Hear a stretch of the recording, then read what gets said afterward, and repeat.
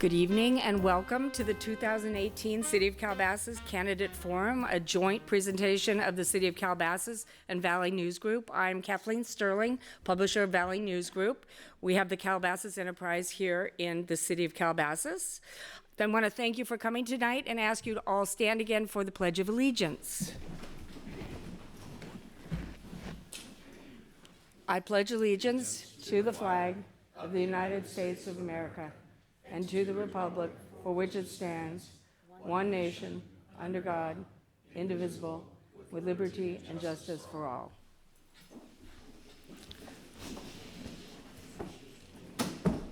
This evening, we're going to talk to the three candidates who are running for 3 open city council seats. They'll take the opportunity to explain to you, the voters, why they deserve your vote November 6th. The candidates will discuss a number of issues really relevant to Calabasas, ranging from the environment to the economy. Before discussing the format and ground rules, we'd like to welcome our 3 candidates, and they are seated to my left in an order that was determined by a random drawing from a Dodger hat earlier this evening. They are number 1, Mary Sue Maurer, 2, David Shapiro, 3, James Bozajian. A 4th candidate, Vahid Nassari, was invited to participate this evening but declined. When I did interview him for the newspaper, he said that he had made a mistake and withdrawn his candidacy too late in the game, and he is not campaigning. So we have these 3 tonight to answer your questions. I'd also like to thank you who have joined us here and all of those watching on CCTV. In a few minutes, each candidate will give a candidate statement. They'll be given 2 minutes to introduce themselves. I'll then present the panel with our first question. Each candidate will be given 1 minute to respond. 1 minute, gentlemen and ladies. Please note that nearly every question asked tonight was submitted by Calabasas voters. At the conclusion of the forum, each candidate will be given 2 minutes to give a closing statement. All of them have been given the ground rules before appearing this evening and have agreed to avoid excessive cross-talking and interruption of other candidates. We will be civilized. I hope that programs like this, for you and for all of those watching on TV, will encourage people to vote on November 6th. Now, audience, ground rules for you. Please hold your applause or other auditory signs of support, whoops and yells, until the end of tonight's forum. And candidates, I will be calling you by your first names once the line of questioning begins. And when your time is up, I will just say thank you. And I'll try and let you finish your sentences, but if I have to say thank you more than once, that'll be your clue. With that said, it's time to move on to the opening statements. Each candidate will have 1 minute, and we'll begin with Mary Sue. Did you say 1 minute or 2 minutes? Oh, 2 minutes. No, opening statement says 1 minute. Okay. It's 2? Sorry, that was a typo. All right. Good evening, and thank you for attending. I also want to thank Valley News Group and Kathleen Sterling for participating in this local form of democracy. I think it's imperative that people study the candidates no matter what level of government and get a sense of who might best represent them. I've been on the City Council for 13 years. This is my 4th attempt at being reelected, and I couldn't be more honored and privileged to support the people of Calabasas on the issues that are most important to them. I think the hallmark of my tenure on the council has been my advocacy for public engagement. I do believe that the best decisions come from listening to the people. And you will see that no matter what the issue, no matter how large or small, I make a point of making sure that the public has as much information about the issue as possible. I've set a course of identifying a few different topics throughout my tenure, and they are the environment, seniors, maintaining our economic status, and I'm very proud of my record.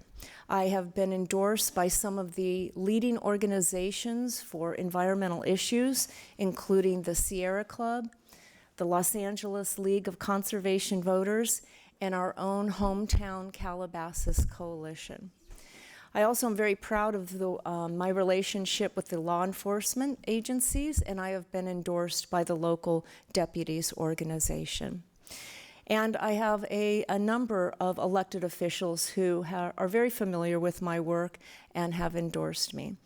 I won't have a lot of time to go into much detail, so I would encourage you to visit my website, www.MarySueMaurer, and my last name is spelled M-A-U-R-E-R. Thank you. David? Thank you very much, and thanks to everyone for being here and the City of Calabasas for putting this on, as well as a big thanks to our moderator. I moved here with my family about 25 years ago, in 1994. We moved here for two main reasons. This city is incredible. The quality of life is fantastic, and our schools are in the top 2% in the state. So we wanted to be in a city where we could raise our family. Our three children all went through the public schools. And also in 1994, I moved my law practice here. I'm an attorney by day and a council member by night. And I moved my practice here, and I maintained it ever since, so I could be in the community, be in a place truly that I've grown to love. And I do love Calabasas. I know we all do. And the fact that you're all here says volumes as well. Starting out, I volunteered. That's the way I was raised. I grew up in a small town in Northern California, and I was raised wherever you are, you give back to your community. You make it a better place than when you arrived there or when you lived there before. So that's what I've done for the past almost 25 years. And again, not enough time to go into all that, maybe through questions. We'll get that opportunity a little later, the things I've done. Since I've been on council in the past almost 7 years now, I've really spent a great deal of time advocating in our community for seniors. I served on the senior task force. I helped design and build our incredible senior center right in the backyard here. Also have worked very hard supporting our schools and students alike inside and outside the school system. And also continue to work, and I expect to continue to work on the fiscal and financial soundness of our city, because without a sound fiscal policy, we will not be able to do the kinds of things we like. Also, I will talk about more later. Thank you very much. James?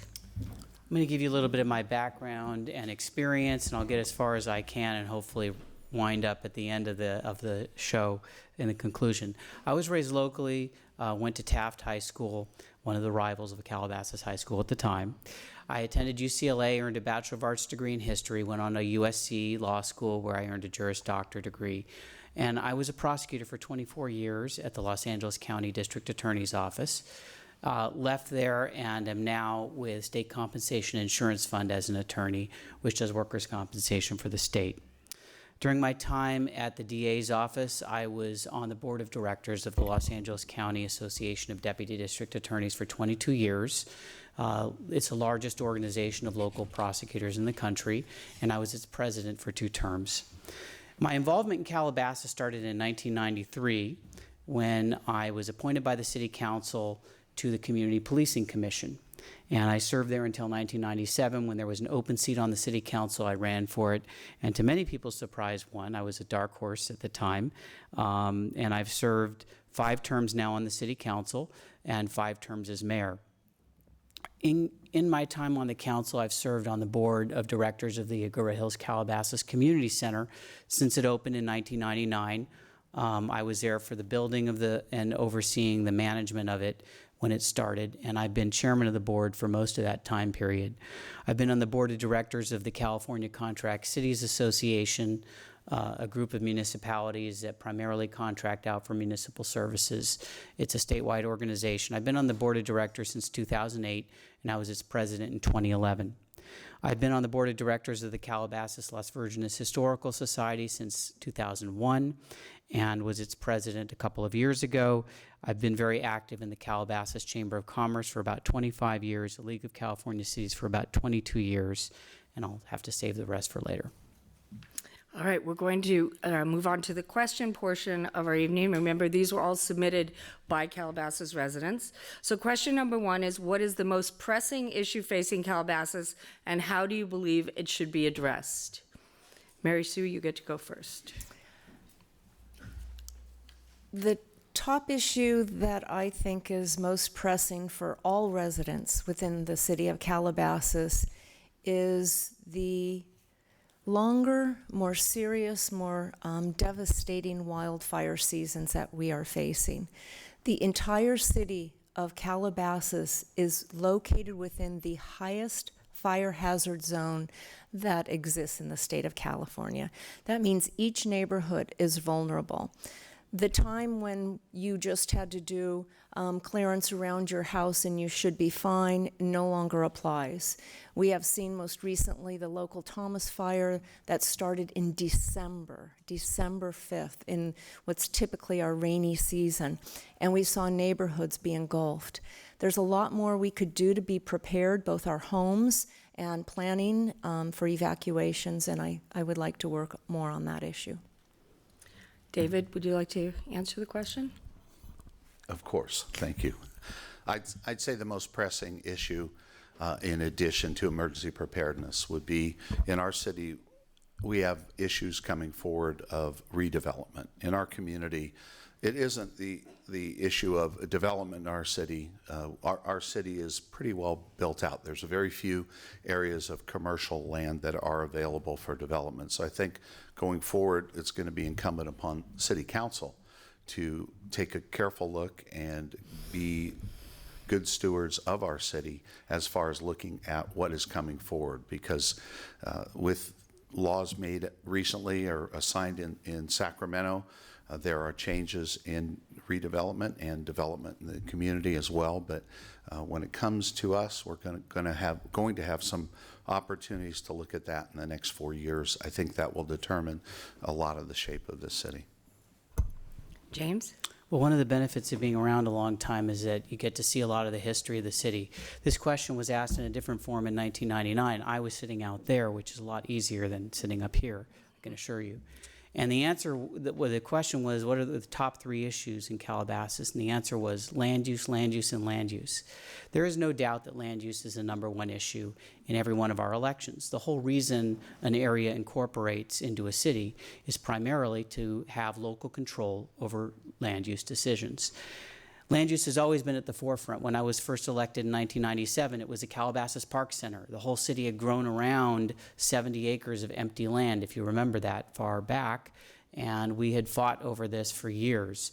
And one of the things that I've always learned is that the best way to involve the community is to require that the community be involved and to have developers have the requirements, such as I brought forward to the council a couple of years ago, that they have community forums before they bring developments to the council. Thank you. Thank you. Question number 2. Property crimes have increased year over year in Calabasas, according to statistics published by the LA County Sheriff's Department, while other areas served by the Malibu Lost Hills Station have declined. Calabasas has only 4 single deputy cars assigned to our city. What administrative solutions to a pressing public and property safety concern do you suggest? David, you get to take the lead on this one. Thank you very much. The first and foremost, when it comes to property crimes, we've seen an increase in residential and especially in vehicle break-ins and or theft. And the #1 thing we've recommended, the sheriffs have recommended us, which we work closely with the sheriffs, is #1, lock your vehicles. A large portion of the vehicle thefts have come from unopened vehicles with things in them. That's #2, leave things out of the vehicles so they're not enticing to those attempting to do something terrible. We have also found in our community, to help stop crimes, theft, Neighborhood Watch program has been very successful in the Mallwood area and other areas in our community. In fact, one of the gangs that was coming into our community actually was we helped catch them through the Neighborhood Watch and their efforts as well. We spend 25% of our budget on our sheriffs, and we will continue to work with them to help. Thank you, James. David mentioned Neighborhood Watch. That's a key component. Education in the communities is a key component. People who live behind gates still have a tendency to keep their doors unlocked to their residents, to keep the doors unlocked to their cars that are parked outside, their garage doors unlocked. That has to continue to be hammered home because there are a lot of crimes that are committed in that fashion.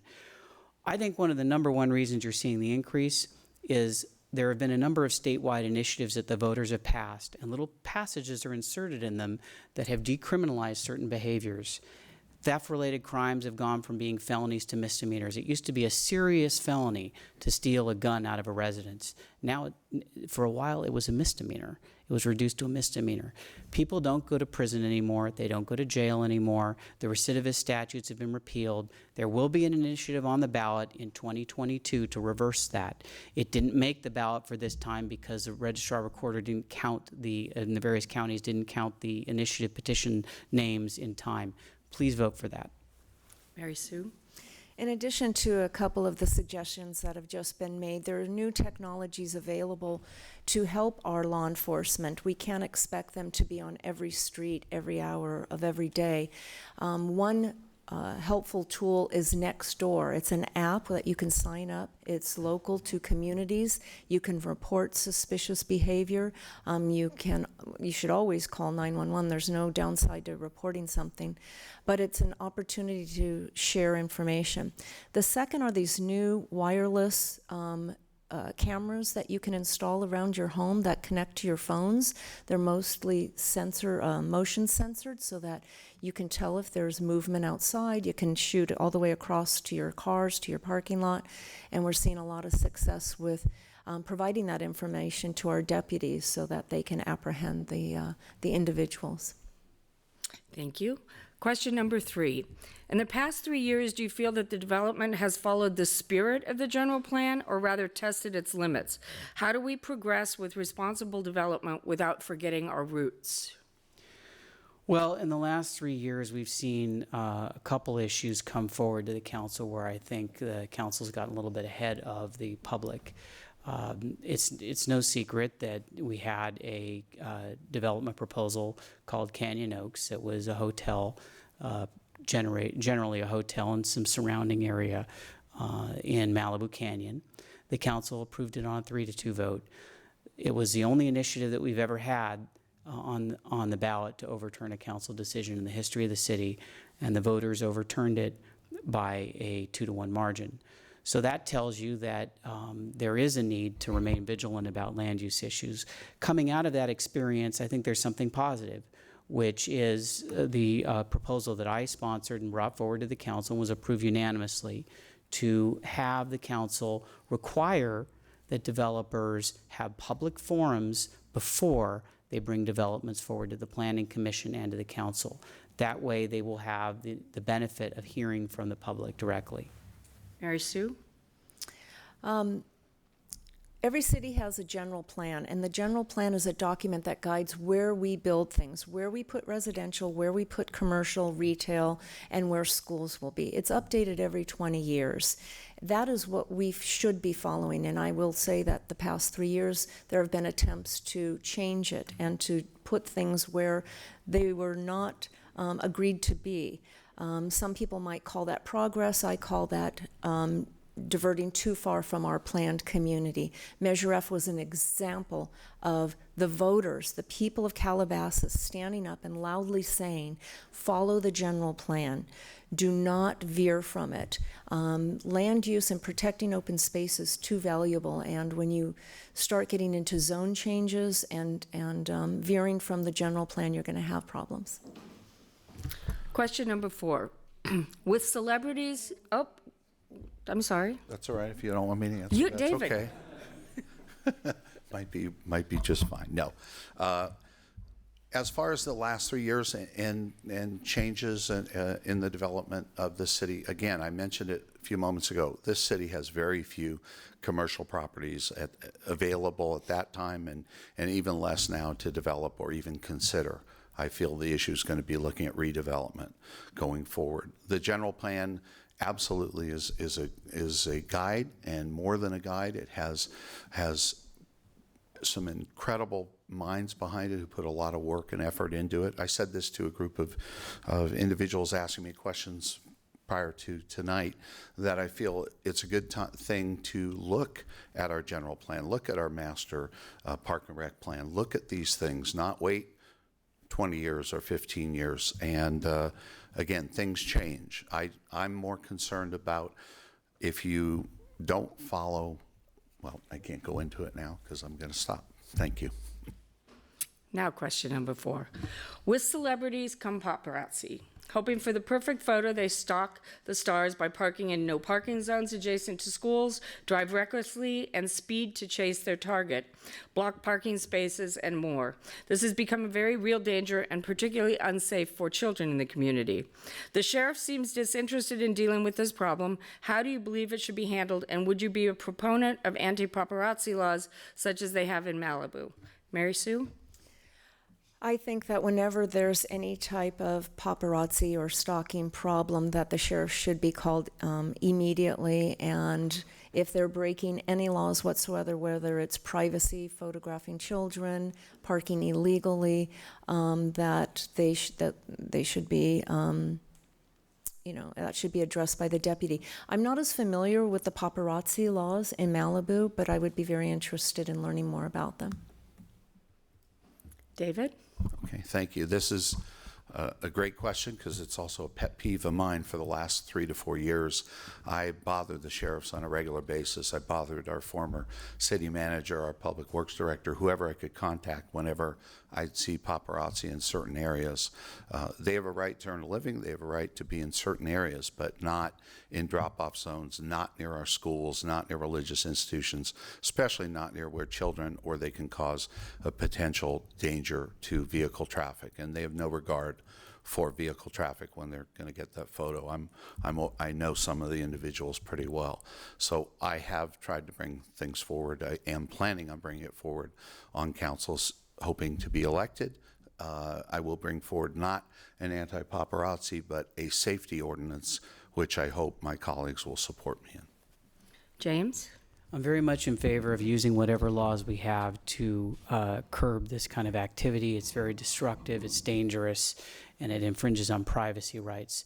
I think part of the question asked about why the sheriff's disinterested, and I can say that we have been told, and legally, there are limits to what you can do. If somebody is not breaking the law, you cannot simply, detain them for loitering in an area waiting for a celebrity to pass by.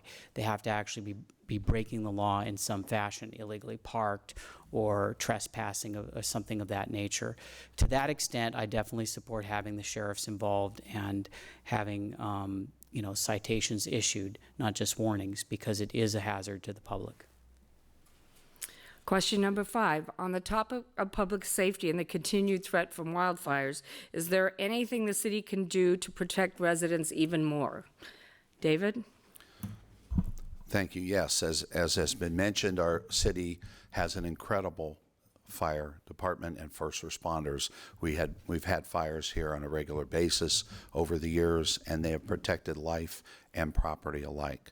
The things we're doing in this community are I'm doing as well, as I'm part of SCAG, which is Southern California Association of Governments, and the League of California Cities Policy Committee. We work with other cities, other regions as well, to find out what they're doing or what things they can do in their community that we can adopt as well.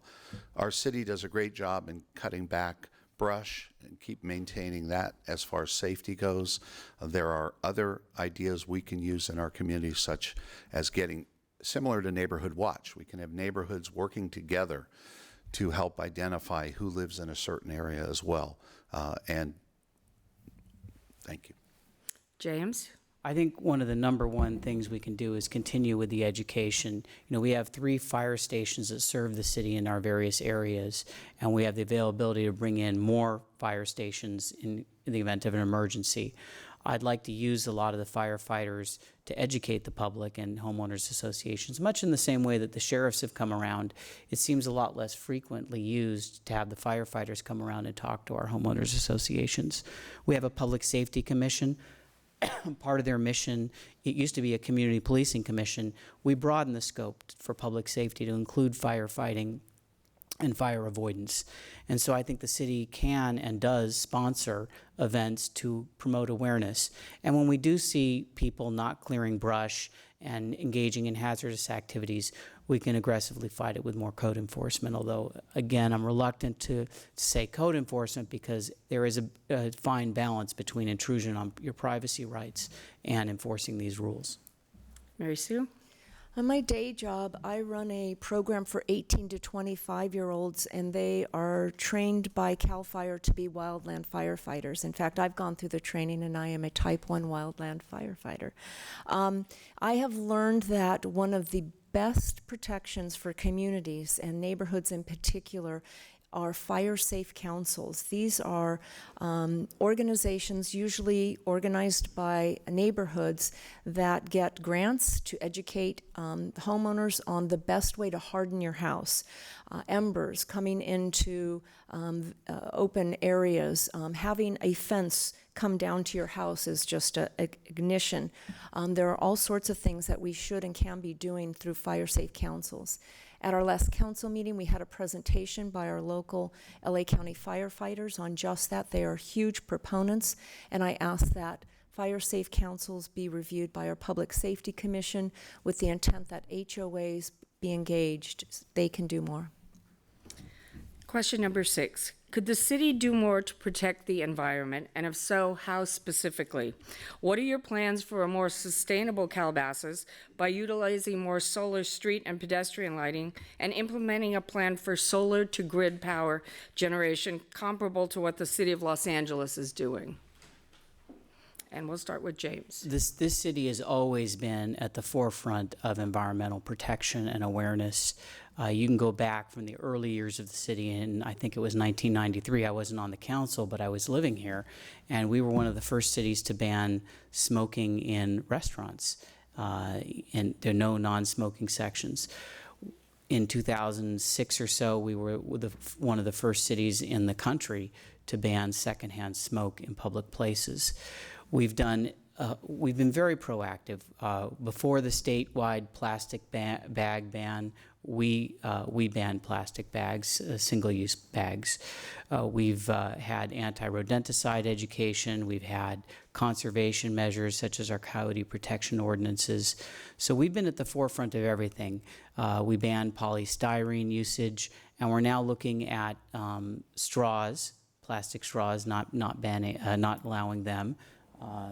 So the city's always been at the forefront, and there's really, as issues come forward, we're among the first in the country to enact them.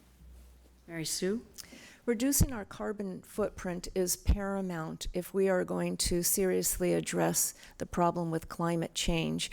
And one of the most significant ways we can do that is reducing our reliance on electricity.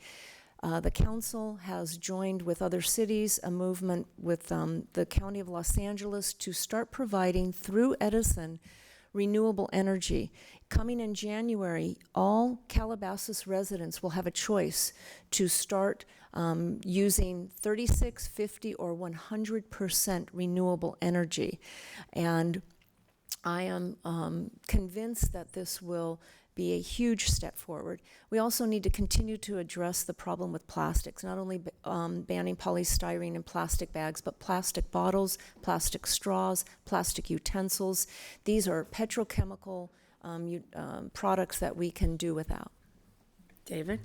Thank you. A lot of things have been mentioned already. Our council is extremely proactive when it comes to the environment. We have also an incredible environmental commission that has really stepped up and led the way in a lot of things such as solar and alternative energy. I'm proud to represent and serve on behalf of the city as an alternate member for the CPA, which is that joint use agreement with regard to alternative energy for our city and a number of other communities and cities as well. When I was mayor the last go-round, had the pleasure to open the very first. We had our smart water irrigation system in our city, which uses recycled water from the purple pipes, potable water, in all our city parks and all our city lands, reducing by over 35%, over 40% now, the water usage. And I'm bringing forward, and our council's going to look at the ban on plastic bags, which is something that maybe needs a little tweaking. The intention originally appears to have been thwarted by certain industries, so we're taking a look at it. Thank you. Thank you. Question number 7. Along those lines, to pay for improvements in the city, do you have any thoughts for increasing revenue and or reducing expenses? Mary Sue? We just did a budget workshop, and I asked for follow-up information when it was pretty clear that the number of consultants that we are using has just grown quite a bit. We, during the Great Recession, put in a hiring freeze, and as a result, got used to hiring contractors. We did a second analysis of that, and we made, there's an agreement to try and reduce those expenditures. So I think there's work to be done in that area.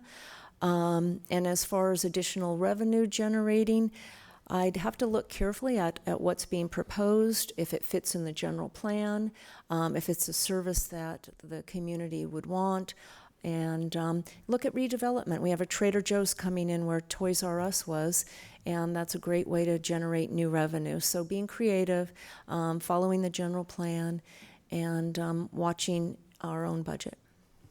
David?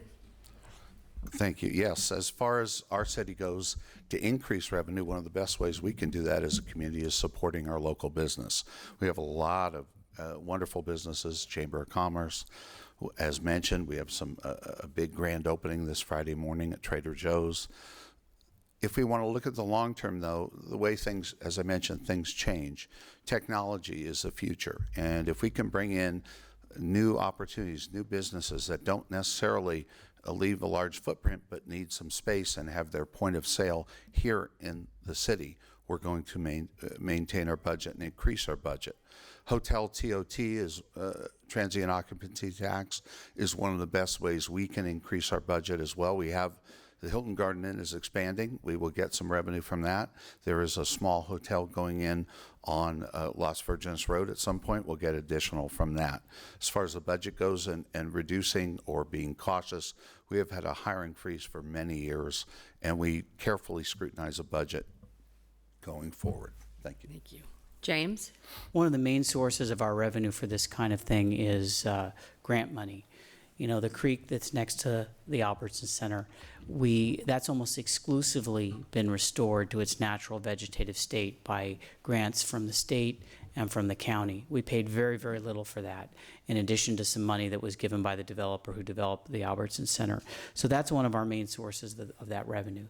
The city puts aside quite a bit of money for open space acquisition and open space education. Over the years, it's varied from about $150,000 to $500,000, depending on the year. But we do take that very seriously, and that includes litigation costs, things that we fought over the years, such as the Amundsen Ranch development. As far as other forms of revenue, one of the things that I've mentioned at the past two budget workshops, if we are going to raise revenues, the easiest way to do it is to increase the transient occupancy tax. You would get several $100,000 more per year if you raised it by 1%, and it would cost our residents nothing. Thank you. Question number 8. How can the city work with carriers to improve cell phone coverage in areas where there are gaps? David?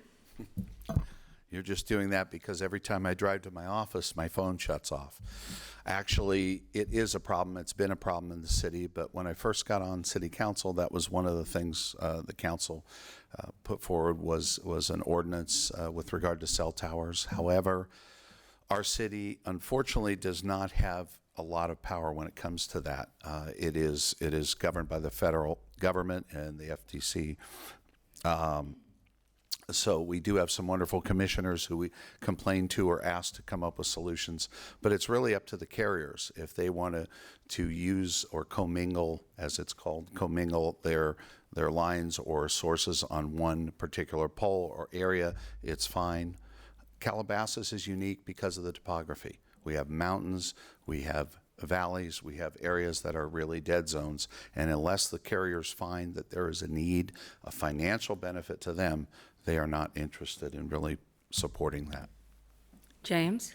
One of the drawbacks of living in such a sparsely populated area, and we are one of the most sparsely populated in the Los Angeles metropolitan region, is that there is less of a financial incentive for these private companies to invest and to pay attention to the kind of services that other communities more densely populated with more potential customers have. So we have very limited control over what we can do to improve the cell towers and the cell phone coverage throughout the city. There is a balance, because if we encourage them to come in and to build these cell towers, as you've seen probably in watching over the years, we get residents pour into City Hall at our council meetings and complain about the cell towers in their neighborhoods because they're going to have to go somewhere. I think the idea of encouraging and incentivizing commingling of these locations and sharing is good. I think having state legislation that addresses this problem is something that the city could encourage, and I'm going to speak more about that a little bit later. Mary Sue? I think cell tower service is probably the singular most frustrating issue that I've experienced on the city council. There is almost no local control over placement, service, bad service, good service.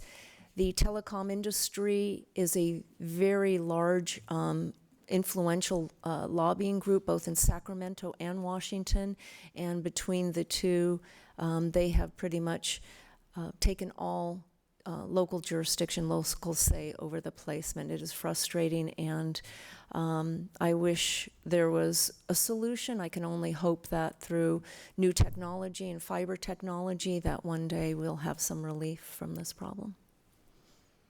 Question 9. How do you support the local business community, and how do you attract younger people and businesses when they can't afford to live here? And we'll start with James. Well, I guess I think I interpret that as you being me. I support the local businesses by being very active in the Chamber of Commerce. I've been a member of the Chamber of Commerce, as I mentioned, for about 25 years.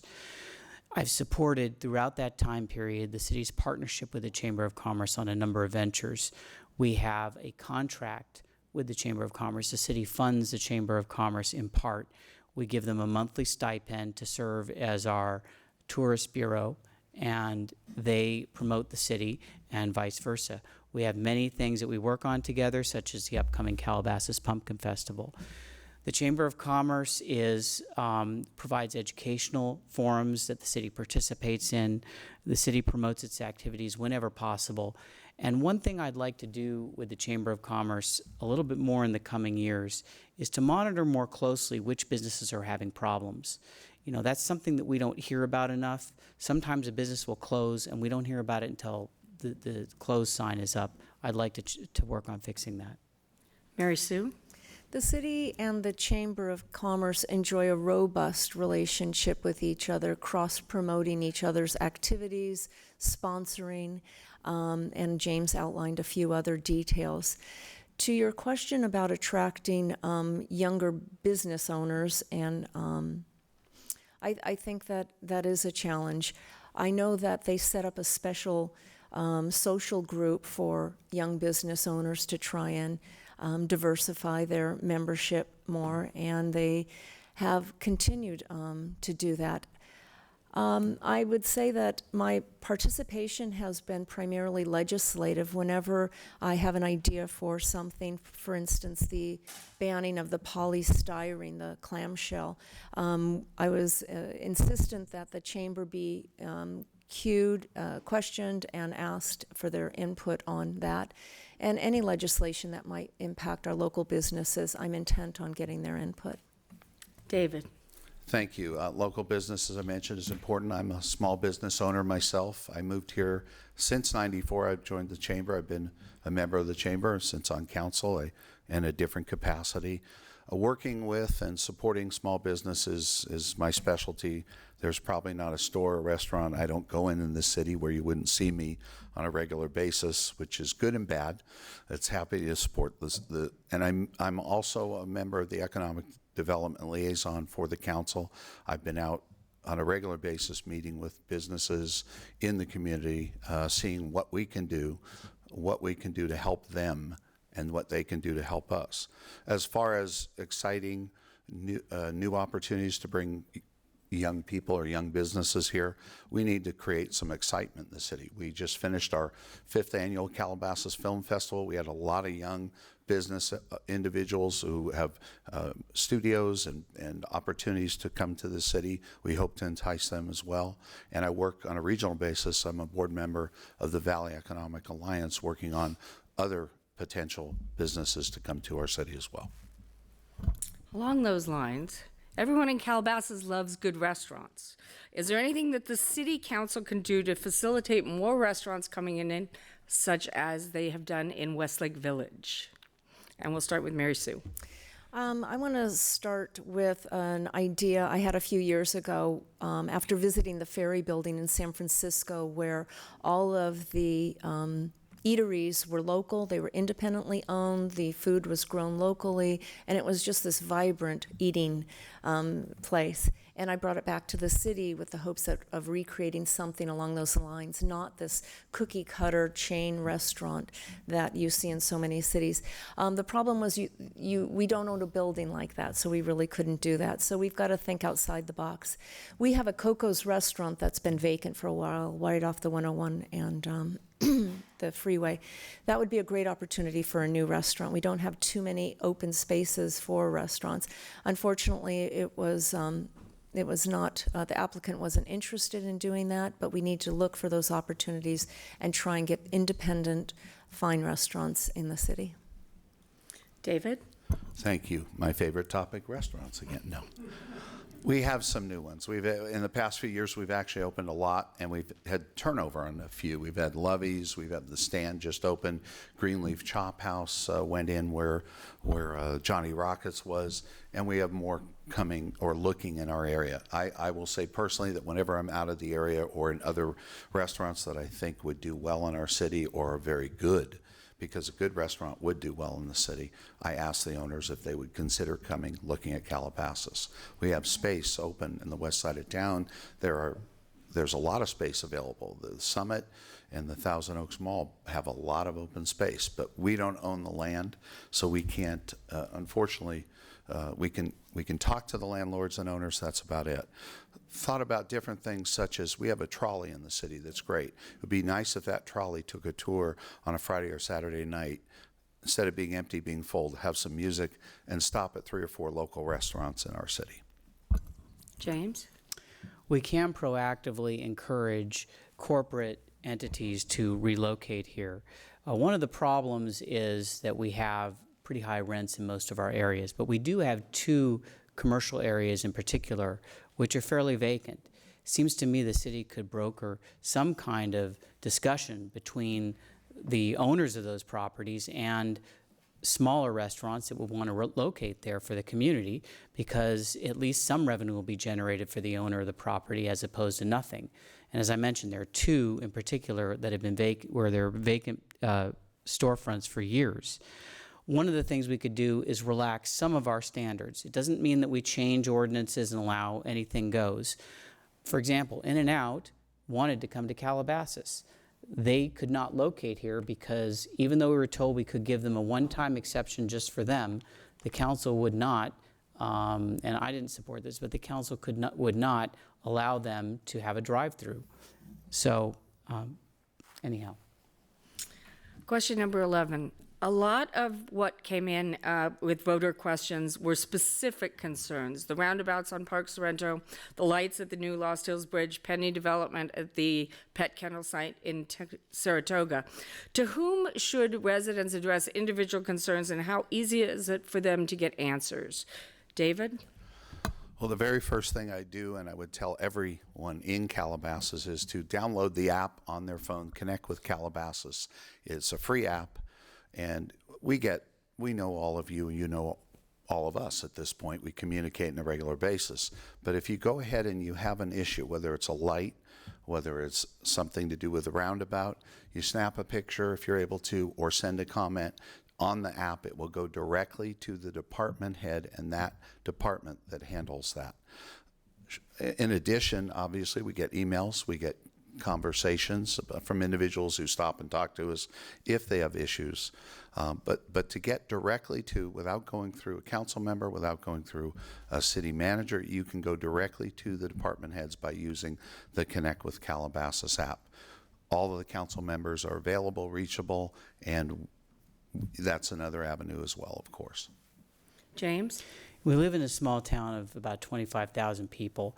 My home phone number, my home email is right on the city's website.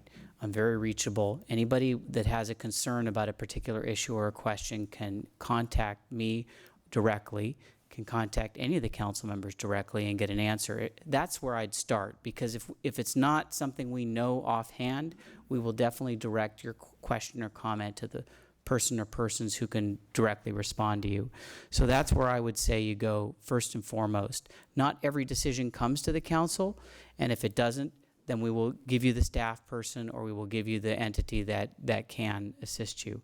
But I encourage people, because there is a tendency when we don't hear anything to assume that you're okay with whatever the council decides. Sometimes, like the roundabouts on Park Sorrento, we find out otherwise after the roundabouts are in. We have a public hearing that nobody shows up to, and then we get complaints once the roundabouts are in. So please be vigilant and watch what's going on in your community and comment when you feel positively or negatively, either way. Mary Sue? I think one of the best parts about living in Calabasas is that your council members are very accessible. I get stopped all the time by people just with a comment or question or a concern. But in addition to what has just been listed, please come to public comment. This is your opportunity to raise any issue you wish that's not on our agenda. You have up to 3 minutes at the beginning of the meeting. You simply fill out a speaker's card, and you will have an opportunity to talk to us. The way the rules are written, we can't respond, but certainly if it's an issue of concern or urgency, we will put it on a future agenda. I also would like to mention that we have a new city manager. His name is Dr. Gary Lysick. He is very responsive to the public, and it's a great way for him to become more familiar with some of the key issues that residents are concerned about. And always by email. I think that's the quickest, fastest way to provide information. Our last question. Which of these statements best describes your voting philosophy? You vote for what you think is right, or you vote for what the public wants? James? Well, that's fairly easy. Mine would be the second one. You vote for what the public wants. Now, I can't say that every one of my votes has been exactly on cue with what the majority of the public wants. Sometimes there are occasions when you have to follow laws and rules and regulations that aren't popular politically, but you know that you can't deviate from them, and you're not going to be popular for following them. Sometimes you do substitute your judgment for what the public majority wants. I mean, we don't have certain things in time and history have had majority approval that we look back on today that we say that was absolutely wrong and the leader should have stood up and said something. But by and large, when the vast majority of the public tells you they want something done one way, I believe that I'm elected to represent the public and to listen to the public comment and to vote that way. Now, unless it's against my conscience to do so. And if you don't feel that way, then I think that you don't need council members at all. You can simply have robots deciding what to do exponentially without any kind of public hearing. Mary Sue? I started off my comments by summarizing my tenure on the council as being committed to listening to the people. I represent the people, and it's important for me to get the perspective of the people. I make my best decisions only by being a good listener. One of my jobs has been with Cal EPA as a public advocate. I represented environmental justice communities that were overburdened with environmental toxic pollutants, and my job was to organize them to make sure that they got information early, often, and that they were involved in the decision-making process, and I uphold that same philosophy as a council member. So that was an easy decision. Okay. David? The answer is obviously twofold in my position. In my belief, it is that you listen, of course, to everyone in the community. You value everyone's opinion. For example, there are occasions as council members where we are supposed to do our homework, supposed to listen to everything, look at the law, and make an appropriate decision. So we had at least a few of my friends, and not 100 people, probably about 50, come to council early on wanting something to do with a cell tower related on Valmar, actually. And despite my knowing those individuals, being friends, knowing the law and evaluating it, my vote was not in favor of those 50 people that showed up. So I don't believe my job is just to be swayed by those who show up in council, but to fully evaluate so we don't end up with hopefully problems down the road. All right, that is the end of the questions from the residents. We are now going to have 2-minute closing statements from each candidate. James, you get to go first. Well, let me conclude by talking about some of my history on the City Council. I've been here a long time. I've been here almost 22 years. I've seen the city grow exponentially with the infrastructure of the city. When I started, we rented part of an office building for our city hall, and that's about all we had. We had a couple other services that we provided.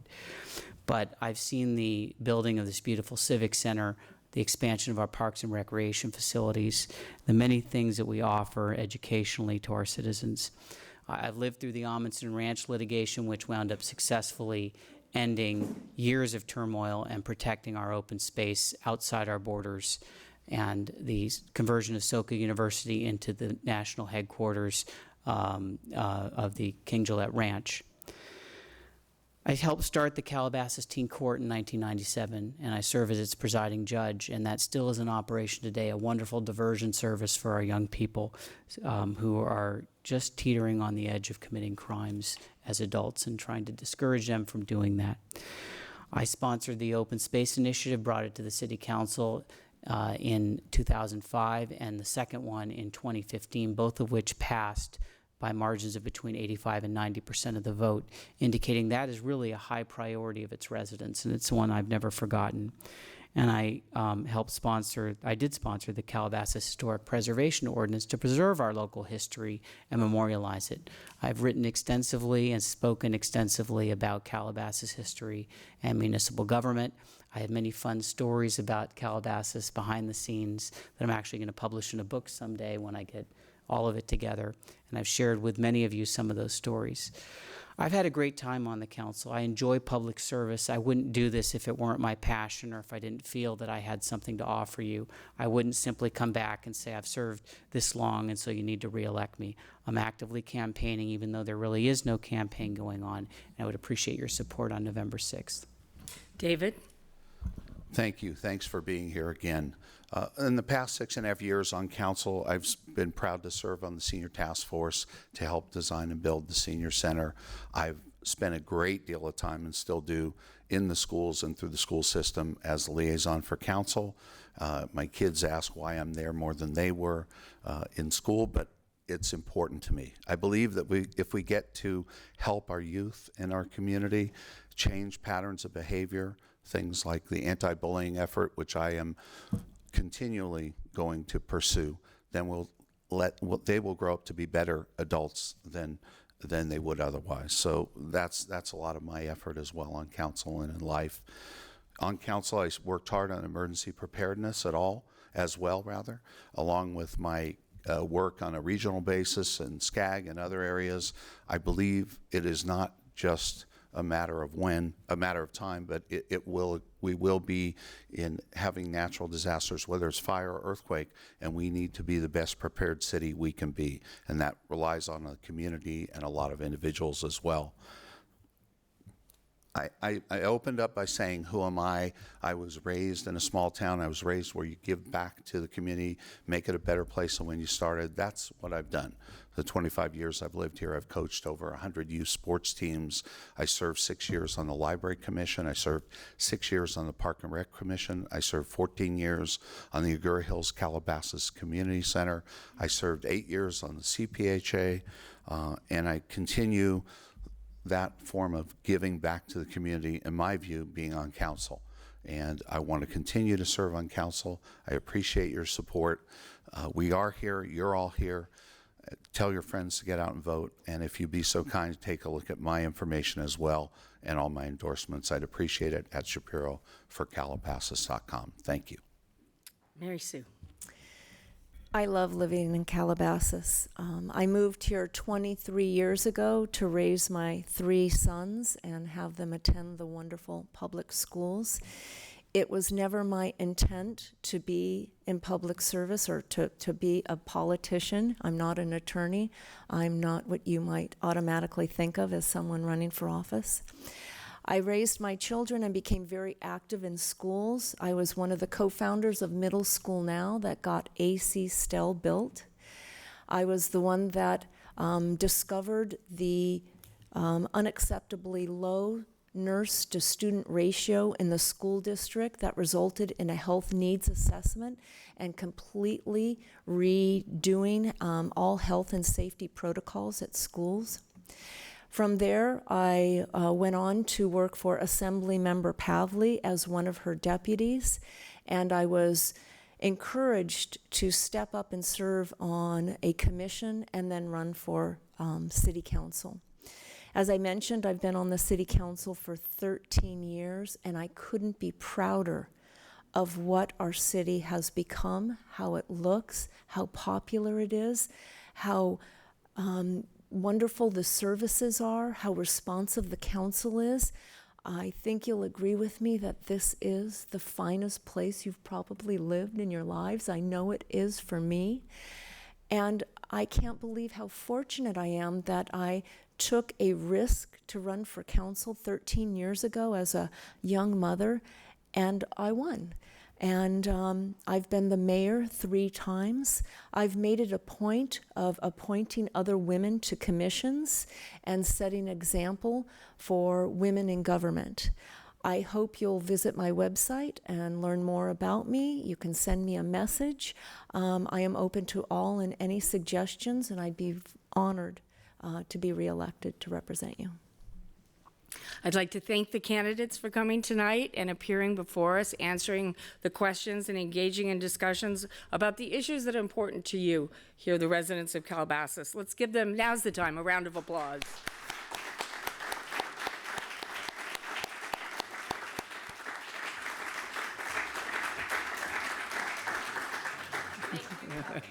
Valley News Group was proud to sponsor this and want to thank the City of Calabasas for being a co-sponsor and always a great friend to the newspaper. A couple of reminders. Detailed election information is available on the Calabasas election website, including candidate statements, a Meet the Candidates interview program, polling place information, and replay times for this particular forum. The last day to register for the November 6th election is Monday, October 22nd. Calabasas voters should have received your sample ballots with the vote by mail application on the back. The last day to request a vote by mail ballot is October 30th. Vote by mail applications are also available on the city's election page, at city facilities, or by calling 818-224-1661. For those voting in person on November 6th, the polls will open from 7 a.m. to 8 p.m. And on election night, you can tune in to CTV and check the City of Calabasas website as election results come in. Thank you again to our candidates, our live audience, and to you watching at home. Good night, and please remember to vote November 6th.